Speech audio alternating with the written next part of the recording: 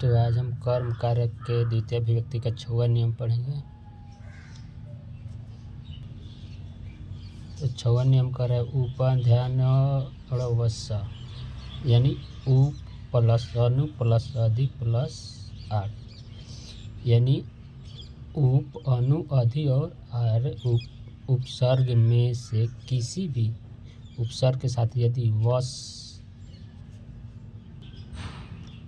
यानी वश धातु यानी रहना, वश का अर्थ होता है रहना, धातु का प्रयोग होवे तो वश धातु के आधार को अधिकरण कारक नहीं कहकर कर्म कारक कहते तथा उसमें द्वितीय विभक्ति लग जाती है। यानी कह रहा है कि यदि वश धातु का उपयोग यानी इन सभी ये चारों उपसर्ग के पहले लगता है तो जो वश धातु है वो अधिकरण कारक ना होकर कर्म कारक हो जाएगा। जब कर्म कारक हो जाएगा तो उसमें द्वितीय विभक्ति लग जाएगी। जैसे मनुष्य लोग जंगल में रहते हैं, तो इसका हम बनाएंगे जब संस्कृत में अनुवाद करेंगे। जैसे मनुष्य, यहाँ अब वश मतलब रहना होता है, तो उसमें वश के पहले हम उप लगा देते हैं तो हो जाएगा उप और वश। अस्थि में लगाएंगे तो क्या हो जाएगा संति, माने संति जब इसमें हम जोड़ेंगे तो क्या हो जाएगा उपवसंति हो जाएगा। यानी उप वश असंति इतना हुआ, तो इस सबको मिला के हम क्या लिख दिए उपवसंति। तो यहाँ वन में वन ना होकर क्या हो जाएगा वनम हो जाएगा, यहाँ द्वितीय विभक्ति लग जाएगा। अगर यहाँ रहता निवसंति अगर रहता तो यहाँ वने हो जाता, यहाँ क्या हो जाता वने, लेकिन यहाँ उपसर्ग लगा है और हम निवस्ती के जगह हम क्या लगाए हैं वश, तो यहाँ हो जाएगा। तो अगर यहाँ वश के जगह हम निवसंति लिखते हैं तो निवसंति लिखते तो यहाँ वने हो जाता। अब उप लगाएं चाहे अनु भी लगाएं, यानी वश में अनु भी लगाएं, वश में अनु लगाएं तभी यहाँ वन में हो जाएगा।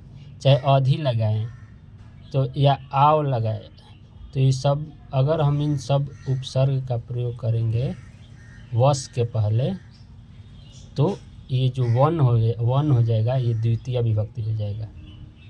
अगर हम सिर्फ निवसंति लिखेंगे तो वन हो जाएगा। तो पहला नियम समझ में आएगा। और दूसरा, अब मैंने 6वां नियम, अब इसका इसमें नोट में हम देख रहे हैं कि उपवस्थिति का अर्थ रहना नहीं होकर उपवास करना हो तो यह नियम लागू नहीं होता है, अर्थात अधिकरण कारक एवं सप्तमी विभक्ति लग जाती है। यानी जो ये उपवस्थिति है ना, उपवस्थिति मतलब उपवास करना भी होता है, यानी वह वन में उपवास करता है, यानी उपवास करना है। अगर रहना नहीं रहेगा, अगर अर्थ में कि रहना का प्रयोग रहना नहीं आएगा, यानी उपवास करना होगा, तो उसमें वने हो जाएगा। स वने उपसंति, वह वन में उपवास वह वन में उपवास करता है।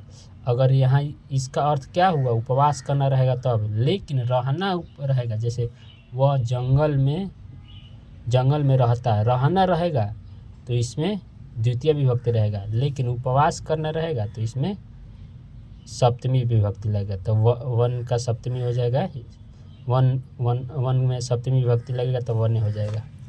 7वां नियम देखते हैं क्रोधो द्रुहो रूप सृष्टियो कर्म, यानी क्रोध है या इसका अर्थ हुआ क्रोध करना या द्रोह करना, यानी धातु का प्रयोग यदि किसी उपसर्ग के साथ आवे तो इन धातुओं के संप्रदान कारक को कर्म कारक कहते हैं तथा इसमें द्वितीय विभक्ति लगता है।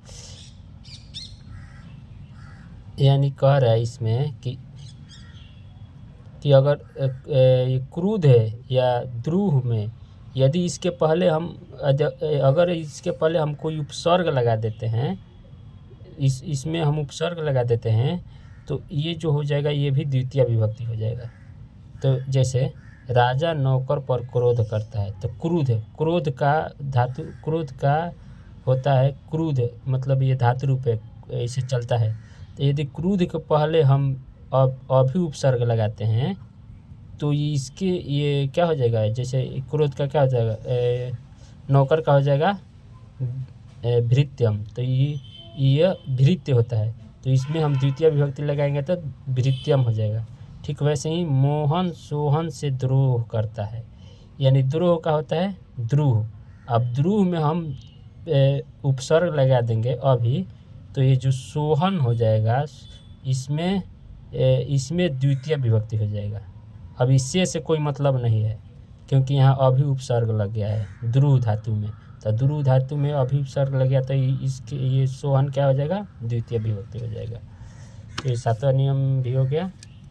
यानी सब इसमें मिला जुला के उपसर्ग का झमेला है, यानी उपसर्ग रहेगा तो ये द्वितीय विभक्ति हो जाएगा। अगर उपसर्ग नहीं रहेगा तो ये जैसे है वैसे इसमें संप्रदान करके ऐसे हो जाएगा। अब अगला नियम है 8वां नियम। 8वां नियम कह रहे अभिनिवेश, यानी अभी प्लस नि प्लस विश प्लस च, इसका अर्थ हुआ ये इतना। अभी और नि दोनों उपसर्ग एक साथ यदि विश धातु में विश धातु का अर्थ होता है प्रवेश करना, के साथ प्रयोग हो तो इस क्रिया के आधार को कर्म कारक माना जाता है तथा इसमें द्वितीय विभक्ति लगती है। यानी कह रहा है कि अभी और नि ये दोनों उपसर्ग है। अभी और नि क्या है, ये दोनों उपसर्ग है। यदि इन दोनों का प्रयोग किस धातु के पहले, यानी विश धातु के पहले करेंगे तो वह द्वितीय विभक्ति हो जाएगा। जैसे वह सन्मार्ग पर चलता है, तो यहाँ विश मतलब क्या होता है,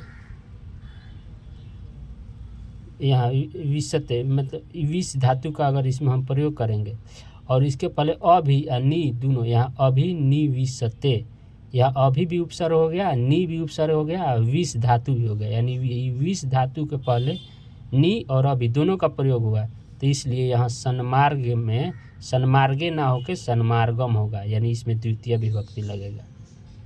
तो यह नियम बस इतना ही कहता है। आगे हम देखेंगे, ये भी यही है, इसको हम देखते हैं। क्रिया विशेषण द्वितीय, यानी इसमें कह रहा है कि क्रिया विशेषण वाले शब्द में द्वितीय विभक्ति लगती है।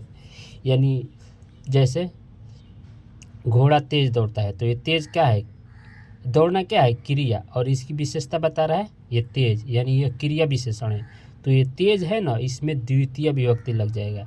जैसे अश्व, तेज का होता है तीव्र, तो तीव्र का द्वितीय विभक्ति हो जाएगा तीव्रम, धावती दौड़ना का धावती, यानी क्रिया विशेषण में द्वितीय विभक्ति लगेगा। तो ये क्रिया हो गया दौड़ना क्रिया, और इसकी विशेषता बता रहा है, क्या विशेषता है यह कि यह तेज दौड़ रहा है, यानी ये विशेषता है, तो इसमें द्वितीय विभक्ति लग जाएगा। कछुआ धीरे धीरे चलता है, तो कछुआ धीरे धीरे चलता है, तो कछुआ, तो इसमें भी इसका चलना क्या है क्रिया, और इसकी विशेषता बता रहा है धीरे धीरे, तो ये धीरे धीरे में द्वितीय विभक्ति लग जाएगा। तो क्या हो जाएगा, कछुआ मंद का द्वितीय विभक्ति मंदम, तो मंदम मंदम चलती। तो ऐसे ही कोई भी क्रिया विशेषण, वह धीरे धीरे, सोहन तेज दौड़ता है, सोहन शीघ्र जाता है, तो शीघ्रम हो जाएगा, तीव्रम हो जाएगा, धीरे धीरे का मंदम हो जाएगा। तो यानी कोई भी एकदम इम्पोर्टेंट है इस सूत्र, कोई भी क्रिया विशेषण रहे उसमें द्वितीय विभक्ति आराम से लगा देंगे। कोई भी क्रिया की विशेषता बतावे तो उसमें हम द्वितीय विभक्ति लगा देंगे। आगे 10 नंबर है कालवन नोरेंते संयोगे द्वितीय, यानी काल प्लस उद्वनो प्लस अत्यंत प्लस संयोग, यानी काल समय अध्वन या मार्गवाची शब्द के प्रयोग होने पर उसके साथ यदि क्रिया का अत्यंत लगाव हो तो कालवाची या मार्गवाची शब्द में द्वितीय विभक्ति लगती है। इसका एग्जाम्पल जैसे वह एक महीने में व्याकरण पढ़ लेता है, यानी क्रिया का अत्यंत लगाव क्या है? पढ़ लेना, यानी महीना से, यानी महीना से है। अत्यंत लगाव किससे है? महीना से, यानी कालवाची से, यानी काल समय, यानी मार्गवाची शब्दों में यदि मार्गवाची शब्दों के प्रयोग होने पर उसके साथ यदि क्रिया का अत्यंत लगाव हो तो कालवाची या मार्गवाची शब्द में, तो कालवाची और मार्गवाची, तो कालवाची, काल मतलब समय, तो कालवाची कौन है? इस महीना, तो इसमें क्या हो जाएगा? इसमें हो जाएगा द्वितीय विभक्ति। तो क्या हो जाएगा? जैसे वह एक महीने से व्याकरण पढ़ लिया, या वह एक महीने में व्याकरण पढ़ लिया, चाहे वह एक महीने भर में व्याकरण पढ़ लिया, दोनों एक ही बात है। तो इसका हो जाएगा वह का और एक महीना का एक नहीं लिखा था, मासम लिख देंगे तो एक महीने का ही बोध होगा, तो मास का द्वितीय विभक्ति मासम हो जाएगा, और इसके साथ व्याकरण है तो व्याकरण हो जाएगा। और अपठत यानी कालवाची में द्वितीय विभक्ति लगेगा। जैसे वह दूसरा एग्जाम्पल है, यह नदी कोस भर में टेढ़ी में दी है, तो यह का यम नदी का नदी, अब यह कोस भर, तो यह मार्गवाची है, ये क्या है? मार्गवाची है। तो मार्गवाची में हो जाएगा ये कोस भर, तो कोस भर का क्या हो जाएगा? कोसम, इसमें द्वितीय विभक्ति लगेगा। और टेढ़ी मेढ़ी का हो जाएगा कुटिला अस्ति, यानी मार्गवाची रहे या कालवाची रहे, उसमें दोनों में क्या लग जाएगा? द्वितीय विभक्ति लग जाएगा। 10वां नियम समझ में आ गया। अब 11वां नियम है। 11वां नियम कह रहा है कि विभाषा दिव कर्मण्यश्च, यानी दिव यानी जुआ खेलना, धातु का प्रयोग, यानी दिव का प्रयोग होने पर जो खेलने का साधन रहते हैं उसमें द्वितीय विभक्ति लग जाता है। यानी दिव मतलब जुआ, अब जुआ वो जिससे खेल रहा है ना उसमें द्वितीय विभक्ति हो जाएगा। जैसे वह पासों से खेलता है, वह पासों से खेलता है, तब पासा से खेलता है यानी जुआ खेलता है, यानी पासा से जो खेलता है, जैसे वैसे पासा फेंक कर पैसा जुआ खेलता है, तो इसमें हम खेलंती नाम लगा के दिव का प्रयोग करेंगे। जब दिव मतलब जुआ खेलना, तो यह जो हो जाएगा द्वितीय विभक्ति हो जाएगा। जैसे चाहे इसमें द्वितीय विभक्ति हो जाएगा, चाहे तृतीय विभक्ति भी हो जाएगा, दोनों से सही है। तो क्या हो गया? स या अक्षय का अक्षण द्विणयति, ये भी सही है और ये भी सही है, दोनों इसमें सही है। तो इसको बुक से आप लोग और एग्जाम्पल देख लीजिएगा तो और अच्छा समझ में आएगा। इसमें हम एक दो एग्जाम्पल दिए हैं। तो इसमें हम सबसे पहले देखें 6वां नियम में क्या देखें कि अगर उप, अन और अधि और ये सभी अगर उपसर्ग हम वश के पहले लगा देंगे तो इसके जो संबंधित होगा उसमें द्वितीय हो जाएगा। अगर निवसंती लिखेंगे तो ये वने हो जाएगा, लेकिन हम उप और वश ये दोनों का प्रयोग करेंगे तो ये वनम हो जाएगा। चाहे अनु का प्रयोग करेंगे तो ये भी वनम हो जाएगा, अधि का प्रयोग करेंगे या आव का प्रयोग करेंगे तो ये सब वनम हो जाएगा। लेकिन यहाँ वश धातु कंपल्सरी है, वश धातु रहेगा ही रहेगा। और तो और कंपल्सरी क्या है? इसके पहले ये चारों उपसर्ग रहना ही होगा, तभी यहाँ द्वितीय विभक्ति होगा। अगर तो रहने का अर्थ हो गया, अगर उपवास के अर्थ में रहेगा तो यहाँ सप्तमी विभक्ति हो जाएगा। यहाँ चेंज नहीं करेंगे। यहाँ अगर यहाँ उप है, वसती है, तो यहाँ वने हो जाएगा। अगर उपवास में रहेगा, जैसे वह वन में उपवास करता है, रहता नहीं है, उपवास करता है, तो यहाँ वने हो जाएगा। अगर रहता रहेगा और उप और वश का प्रयोग करेंगे तो वनम हो जाएगा। यहाँ भी 7वां में भी वही है। 7वां में है कि अगर क्रोध करना, द्रोह करना, अगर इन धातुओं से पहले हम किसी उपसर्ग का प्रयोग करेंगे तो ये द्वितीय विभक्ति हो जाएगा। तो यहाँ सोहन का सोहनम हो जाएगा, लेकिन द्रोह या क्रोध के पहले उपसर्ग का प्रयोग करना पड़ेगा, तब यहाँ द्वितीय विभक्ति होगा।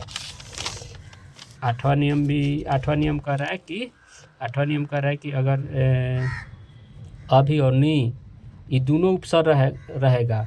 और उसके बाद में क्या रहेगा, विष रहेगा। तो यह जो ये सन्मार्ग है सप्तमी ना होकर क्या हो जाएगा, द्वितीय हो जाएगा। तो यहाँ अभी भी है और नी उपसर्ग भी है और धातु भी है विष, तो यह द्वितीय विभक्ति हो जाएगा।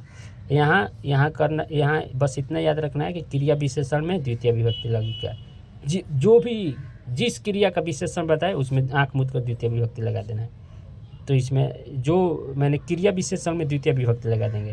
तो ये क्रिया विशेषण हुआ तीव्र, मंदम, तो यह दोनों में हम द्वितीय विभक्ति लगा देंगे। यहाँ है अगर कालवाची, समयवाची रहेगा, मार्गवाची रहेगा तो उस कालवाची या मार्गवाची में हम द्वितीय विभक्ति लगा देंगे। तब मास का मासम हो जाएगा, कोस का कोसम हो जाएगा।